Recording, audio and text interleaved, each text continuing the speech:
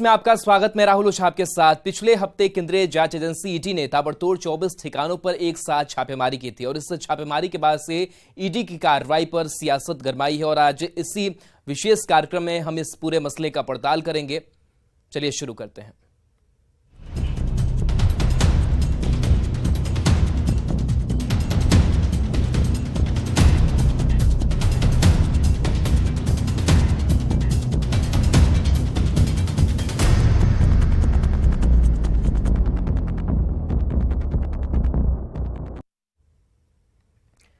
Railway में जमीन के बदले नौकरी देने के मामले में ईडी ने शुक्रवार और शनिवार को लालू यादव के करीबियों और रिश्तेदारों के 24 ठिकानों पर छापेमारी की। छापे के बाद बीजेपी और विपक्ष के बीच सियासी वार पलटवार शुरू हो गए। निशाने पर ईडी और सीबीआई भी आ गई। लालू परिवार और उनकी पार्टी आरजेडी समेत विपक्षी दलों ने ईडी पर बीजेपी के लिए काम करने का आरोप लगाया तो ईडी ने फौरन बयान जारी कर 600 करोड़ के घोटाले का दावा कर दिया। साथ ही इस तलाशी में बरामद संपत्तियों की पूरी डिटेल सामने रख दी। तारीख 10 मार्च 2023। जगह new Friends colony, Delhi.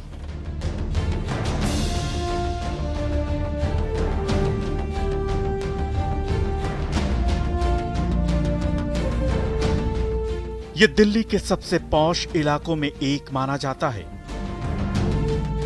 House number 1088। शुक्रवार सुबह सुबह ईडी की टीम ने जॉब फॉर लैंड मामले में यहां छापा मारा। जैसे ही ईडी की कार्रवाई शुरू हुई, दिल्ली से पटना तक हड़कंप मच गया। लोगों को कोई फर्क जो है इससे नहीं पड़ता। ये तो महज एक ठिकाना था। पटना से दिल्ली तक और रांची से मुंबई तक प्रवर्तन निदेशालय यानी ईडी की टीम ने एक साथ लालू यादव और उनके परिवार से जुड़े 24 ठिकानों पर छापेमारी की। ईडी के अधिकारी लालू यादव की बेटियों चंदा, हेमा और रागिनी यादव के घर पर तलाशी के लिए पहुंचे तो गुरुग्राम में नवदीप सरदाना और गाजियाबाद में लालू प्रसाद के समधी जितेंद्र यादव के यहां भी छापेमारी हुई। लालू के करीबी अबू दोजाना के ठिकानों पर भी पटना में ईडी की कार्रवाई हुई। इसके साथ ही आरजेडी ने इस कार्रवाई पर सवाल उठाने शुरू कर दिए। जिस तरह से जांच एजेंसियों का दुरुपयोग किया जा रहा है आदरणीय लालू प्रसाद जी के परिवार के लिए, कई बार लोगों ने देखा है जो राजनीतिक लड़ाई भाजपा ही नहीं लड़ पा रहे तो भेज दे रहे हैं आईटी, ईडी, सीबीआई और भ्रामक खबर फैलाई जा रही है सूत्रों के हवाले से। तो जब जब सत्ता बीजेपी गवाती है तब तक वो इसी तरह से बौखलाती है। सवाल पूछे जाने लगे कि जांच में मिला क्या। आरोपों के बाद ईडी ने बयान जारी कर बड़ा खुलासा कर दिया। ईडी ने लालू यादव और उनके परिवार से जुड़े 24 ठिकानों पर तलाशी के बाद दावा किया कि लैंड फॉर जॉब स्कैम में करीब 600 करोड़ का ट्रांजैक्शन किया गया है। जमीन के बदले रेलवे विभाग में नौकरी देने के मामले में केंद्रीय जांच एजेंसी ईडी के द्वारा एक बड़ी कार्रवाई को अंजाम देते हुए जिस तरह से पिछले एक दिन पहले सर्च ऑपरेशन को अंजाम दिया गया था, 24 लोकेशन पर सर्च ऑपरेशन को अंजाम दिया गया था, उसी मामले में अब ईडी के द्वारा एक औपचारिक तौर पर एक जो जानकारी है वो साझा किया गया है, जिसमें कि ये बताया गया है कि ये जो घोटाला है, ये जो स्कैम है वो तकरीबन अभी फिलहाल 600 करोड़ का दिख रहा है। प्रवर्तन निदेशालय यानी ईडी ने लालू परिवार से जुड़े देश के 24 ठिकानों पर छापेमारी की। ईडी का दावा है कि लैंड फॉर जॉब मामले में उसे 600 करोड़ रुपए के लेन देन की जानकारी मिली है, जिसमें 250 करोड़ कैश ट्रांजैक्शन और 350 करोड़ की प्रॉपर्टी ट्रांजैक्शन के कागजात मिले हैं। ईडी की छापेमारी में करीब 1 करोड़ की नकदी, 1.5 किलो सोने के गहने, 450 ग्राम सोने के सिक्के और 1900 अमेरिकी डॉलर भी मिले हैं। ये जो स्कैम है वो तकरीबन अभी फिलहाल 600 करोड़ का दिख रहा है और जिसमें कि तकरीबन 250 करोड़ रुपया जो है वो संदिग्ध लेन देन यानी नकदी का लेन देन जो है वो हुआ है और 300 करोड़ का जो आंकड़ा है उसमें अचल संपत्तियों का दिख रहा है। और इस मामले में जिस तरह से बकायदा इस मामले की तफ्तीश की जा रही थी, इसी तफ्तीश के दौरान में तकरीबन 1 करोड़ रुपया नगद उस नकदी को भी जब्त किया गया है। इसके साथ ही 1.5 किलो सोना को जब्त किया गया है और उस 1.5 किलो सोना की अगर अनुमानित कीमत की अगर बात करें तो तकरीबन 1.25 करोड़ रुपया उसको आंका जा रहा है। तो एक तरह से कहा जा सकता है कि सर्च ऑपरेशन के दौरान कई महत्वपूर्ण सबूतों को इकट्ठा किया गया, महत्वपूर्ण दस्तावेजों को जब्त किया गया। इसके साथ ही जिस तरह से भारी मात्रा में नकदी और विदेशी करेंसी भी बरामद किया गया, तो इस मामले में तफ्तीश का दायरा काफी आगे बढ़ चुका है। ईडी के मुताबिक दिल्ली के न्यू फ्रेंड्स कॉलोनी में AB Exports Private Limited company के नाम पर 4 मंजिला बंगला है। कंपनी का कंट्रोल तेजस्वी यादव और लालू परिवार के पास है। इसे तेजस्वी यादव अपने आवासीय संपत्ति की तरह यूज करते हैं। बंगले को 4 लाख में खरीदा गया था, जबकि इसकी मार्केट वैल्यू 150 करोड़ रुपए है। आरोप है कि इसे खरीदने में घोटाले की बड़ी रकम का भी इस्तेमाल हुआ है। ईडी के दावे के साथ ही बयानबाजी का दौर भी शुरू हो गया। आरजेडी और कांग्रेस ने सीधे सीधे बीजेपी की मंशा पर सवाल उठाए, तो बीजेपी ने दावा किया कि लालू परिवार अब इस घोटाले से बच नहीं सकता। क्या कर रहे हैं आप? बंद केस को खुलवा करके, सिर्फ इसलिए कि टीस है। एक दर्द है कि बिहार की सरकार चली गई। तो सिर्फ बिहार में क्या, पूरे देश में जो लोग विपक्ष में हैं उनको डराने का काम कर रही है। और यहाँ बिहार में भी आदरणीय तेजस्वी यादव जी को आदरणीय लालू जी के यहाँ से रेड हो गया, वो इलाज करा के आए हैं। और जहाँ तक नौकरी के बदले जमीन का मामला है, ये तो जब नीतीश जी मुख्यमंत्री थे और एनडीए की सरकार थी बिहार में, तब ये 18 मई 2022 को एफआईआर दर्ज हुआ है। ये गठबंधन टूटने के बाद नहीं हुआ है। और नीतीश जी बताया कि इसके कागजात किसने उपलब्ध कराए। आप ही ने शरद यादव और ललन सिंह, इन दोनों को भेजा था मनमोहन सिंह से मिलने के लिए 2008 में। इन लोगों ने पूरे प्रमाण के साथ मनमोहन सिंह को कागजात उपलब्ध कराया।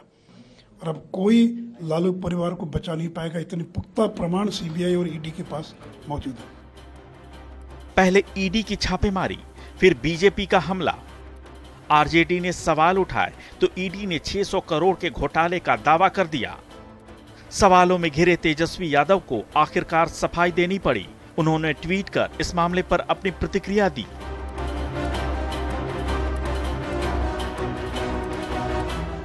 याद करिए, 2017 में भी कथित 8000 करोड़ का लेन देन, हजारों करोड़ का मॉल, सैकड़ों की संपत्तियां। अभी चंद महीनों पहले गुरुग्राम में अरबों की व्हाइटलैंड कंपनी का अर्बन क्यूब मॉल भी मिला था।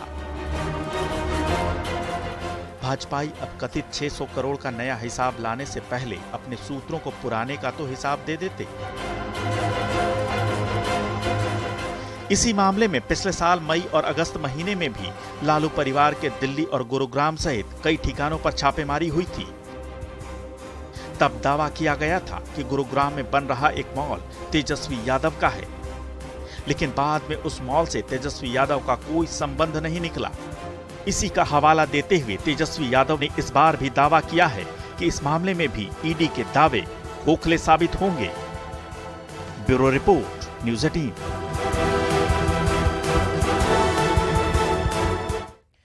ईडी के आरोप संगीन है। लालू परिवार और खुद तेजस्वी यादव के लिए ये बड़ी चुनौती है।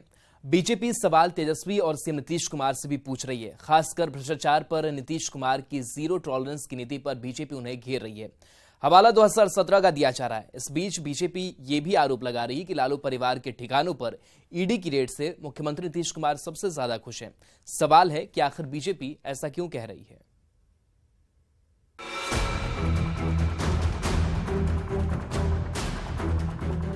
ईडी का दावा है कि उसके हाथ ऐसे दस्तावेज लगे हैं जिनसे पता चलता है कि जॉब फॉर लैंड घोटाला 600 करोड़ का है। साथ ही 2 दिनों तक चली इस छापेमारी में ईडी के हाथ करोड़ों रुपए की चल अचल संपत्ति भी लगी है। यानी मामला बड़े भ्रष्टाचार का है। ऐसे में भ्रष्टाचार पर जीरो टॉलरेंस की नीति अपनाने का दावा करने वाले मुख्यमंत्री नीतीश कुमार पर भी सवाल खड़े होने लगे हैं। नीतीश कुमार जी पहले बार बार आरोप लगाते थे, कहते थे लालू प्रसाद यादव, राबड़ी देवी जी, तेजस्वी यादव पर कार्रवाई होनी चाहिए, कड़ी कार्रवाई, क्योंकि ये भ्रष्टाचारी है। आज कार्रवाई हो रही है तो जनता ये जानना चाहती है कि पलटू राम आपको जनता इसीलिए कहती है। आप कभी कोई स्टैंड लेते हैं और अगर सहूलियत होती है तो पलट जाते हैं। नीतीश कुमार पर सवाल खड़े कर बीजेपी भ्रष्टाचार पर उनकी जीरो टॉलरेंस की नीति पर जवाब मांग रही है, लेकिन बीजेपी के हमलों और ईडी के आरोपों पर सीधे सीधे जवाब देने के बजाय नीतीश कुमार गोलमोल जवाब दे रहे हैं।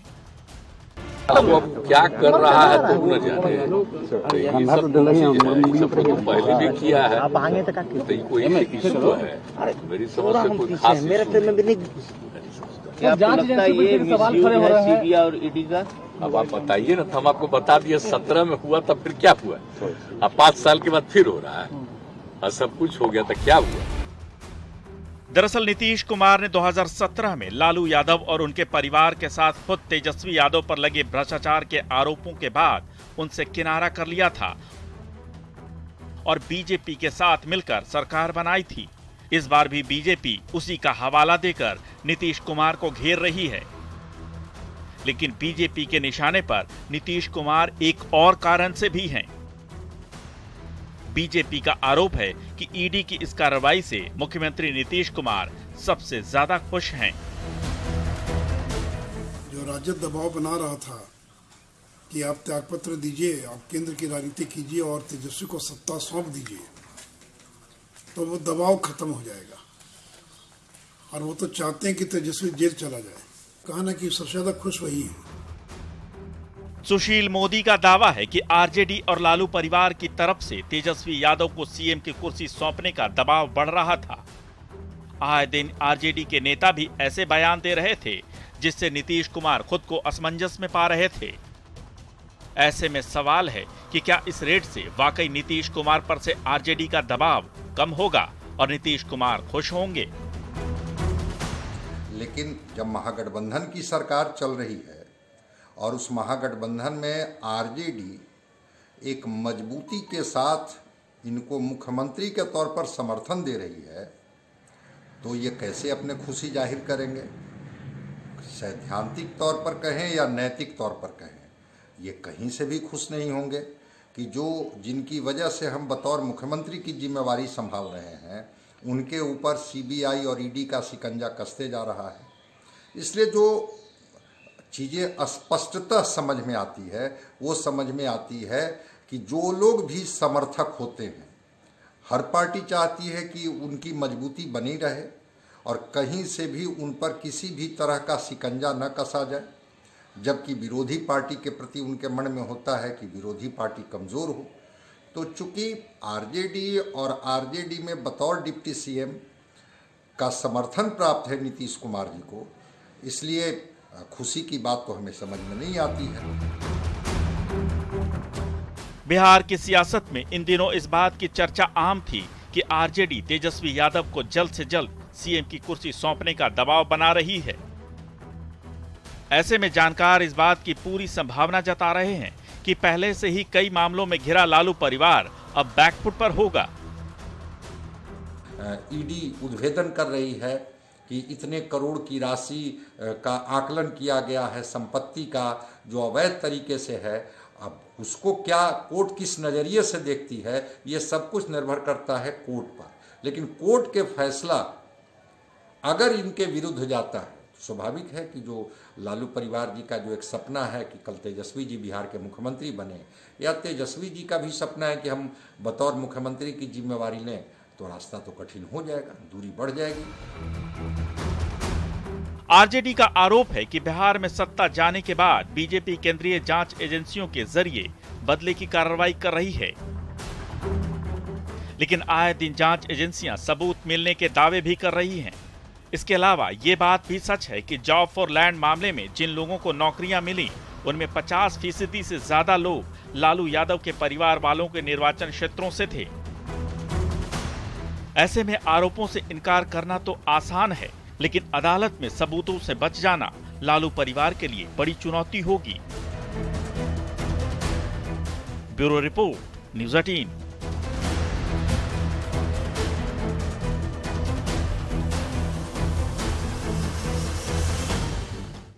एक वक्त था जब लालू यादव भारतीय राजनीति के आसमान में चमकते थे। सरकार में उनकी हनक थी, अफसर से लेकर कर्मचारी तक सलाम बजाते थे और जनता उनकी दीवानी थी। लेकिन वक्त बदला और किस्मत भी। घोटालों की परछाई उनके परिवार पर भी पड़ रही है। अब वो वही अतीत पीछा नहीं छोड़ रहा। देखिए क्या है जॉब फॉर लैंड का मामला।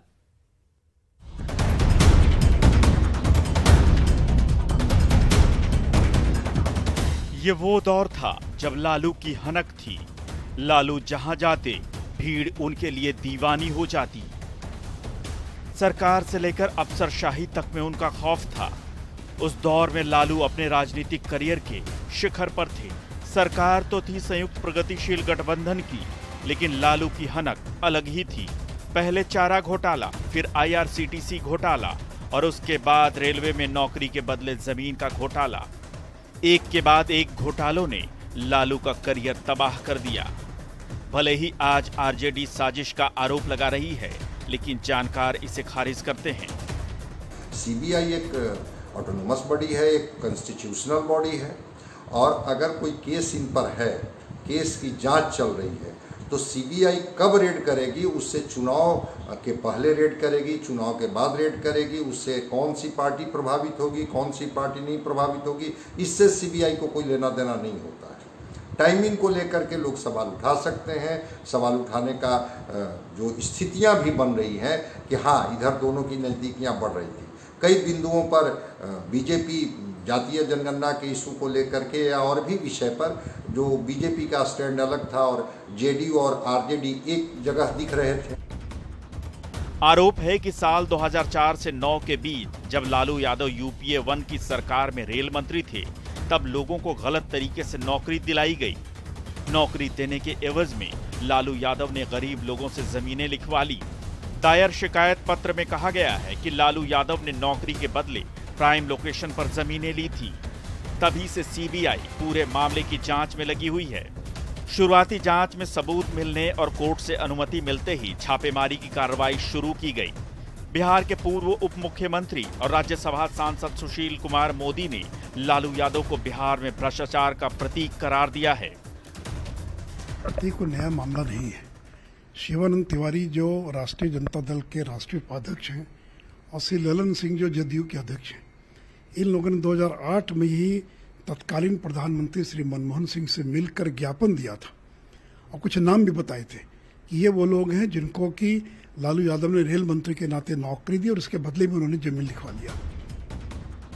आरोप है कि 2004 से 9 के दौरान लालू यादव ने रेलवे में ग्रुप D की नौकरी देने के एवज में दर्जनों लोगों से जमीनें लिखवा ली थी।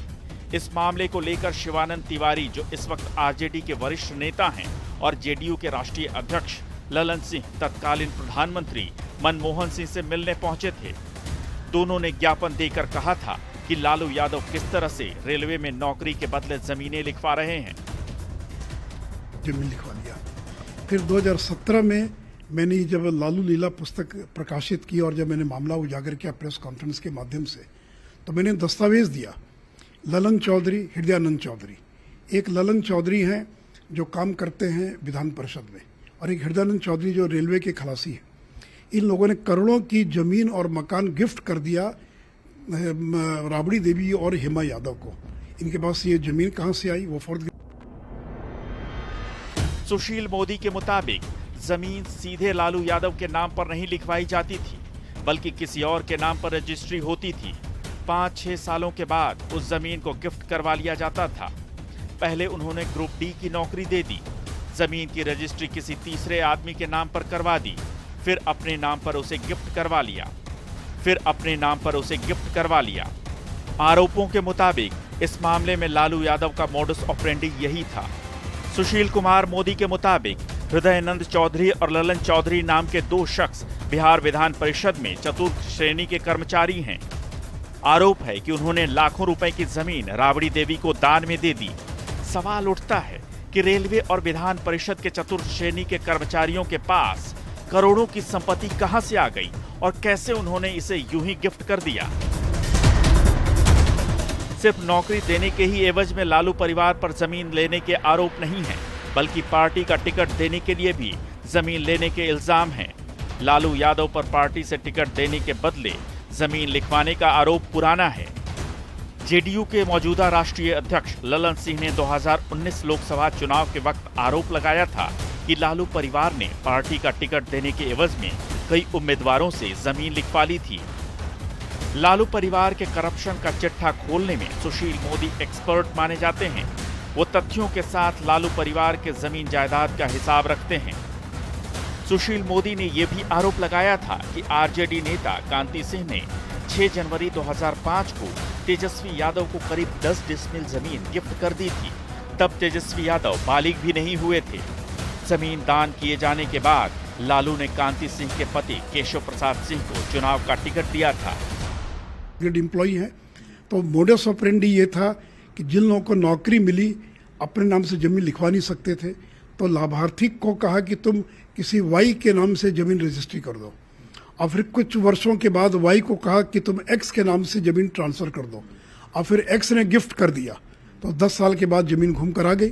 तो ये ललन चौधरी, हृदय चौधरी, तो मैं 2 प्रमाण के साथ कर रहा हूँ कि बताएं राजद के नेता की कौन है क्या 4th ग्रेड का एम्प्लॉई जो उनके खटाल के अंदर गायों को चारा खिलाने का काम करता था, उसके पास लाखों की संपत्ति कहां से आई। सुशील मोदी के मुताबिक इस वक्त लालू यादव के पास कुल मिलाकर 141 भूखंड हैं, 30 फ्लैट हैं और करीब 6 मकानों के मालिक हैं वो। सुशील मोदी ने इन सभी आरोपों के सबूत भी दिए हैं। आखिर एक चपरासी के घर में पैदा लेने वाला व्यक्ति, उनके मुताबिक आखिर एक चपरासी के घर में पैदा लेने वाला व्यक्ति 15-20 सालों में 141 भूखंड का मालिक कैसे बन गया। लेकिन करप्शन के इस मामले को आरजेडी के नेता पॉलिटिकल एंगल देने में लगे हैं। लालू पर करप्शन के आरोप नए नहीं हैं, न लालू परिवार के लिए ऐसी छापेमारी नहीं है। इसके अलावा लालू यादव पर IRCTC घोटाले का भी आरोप है। चारा घोटाले में पहले ही वो सजा काट रहे हैं और कुछ दिनों पहले ही जमानत पर जेल से बाहर आए हैं। Bureau report, news 18।